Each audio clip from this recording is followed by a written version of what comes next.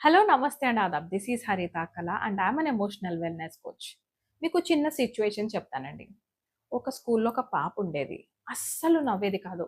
ఆ పాపకి అదొక కైండ్ ఆఫ్ లోన్లీనెస్‌లో ఉంటూ, తన మాట ఎవరు వినిపించుకోవట్లేదు అనుకుంటూ, ఆ పాప ఒక కైండ్ ఆఫ్ స్టేట్‌లో ఉండేదన్నమాట. ఇంకా నవ్వాల్సిన అవసరం లేదు అని. అప్పుడే తన స్కూల్‌లోకి ఒక కొత్త టీచర్ వచ్చింది. ఆ కొత్త టీచర్ ఎక్కువ స్మైలింగ్‌తోని అందరిని నవ్వుతూ పలకరించే ఆవిడన్నమాట. ఎప్పుడు నవ్వుతూ ఉంటుంది. సో, ఈ పాపకి కొంచెం మంచిగా అనిపించింది కానీ, తనతో గూడా పెద్ద ఇంటరాక్ట్ అవ్వలేకపోయింది. సో, ఒకరోజు ఏం జరిగింది, టీచర్ అటెండెన్స్‌లో తన రిజిస్టర్‌లో నేమ్స్ చదివేటప్పుడు, ఈ పాప పేరు రాంగానే నవ్వి ఆ పాప పేరు పిలవడం మొదలుపెట్టింది. ఫస్ట్ డే పాపలో ఏ చేంజ్ లేదు. సెకండ్ డే చేంజ్ లేదు.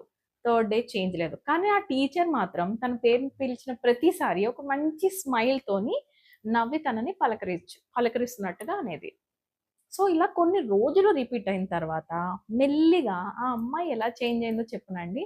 ఒకరోజు తనంతట తానే చెయ్యి రైజ్ చేస్తూ నవ్వుతూ టీచర్‌కి మీ టీచర్ అని చెప్పింది.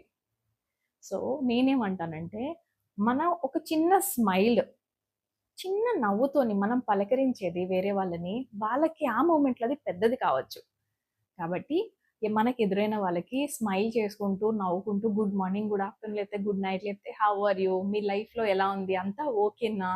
లాంటి చిన్న చిన్న ఫ్రేజెస్ వాడడానికి మనం పెద్ద సైకియాట్రిస్ట్‌లు, సైకాలజిస్ట్‌లు, డాక్టర్స్, పోలీసులు, లాయర్స్ ఎవ్వరు అవసరం లేదు. మనం ఏదో కేటగరీలో ఉంటేనే నలుగురికి హెల్ప్ చేయాల్సిన అవసరం లేదు. మనిషికి మనిషి ఒక తోడు సరిపోతుంది. ఒక చిన్న స్మైల్‌తోని ఒక చిన్న పలకరింపు చాలు అంతే. మనిషిగా మనం చేయగలిగే చిన్న సాయం. రైట్? ఈ వీడియో మీకు నచ్చినట్లయితే లైక్, షేర్ అండ్ సబ్స్క్రైబ్.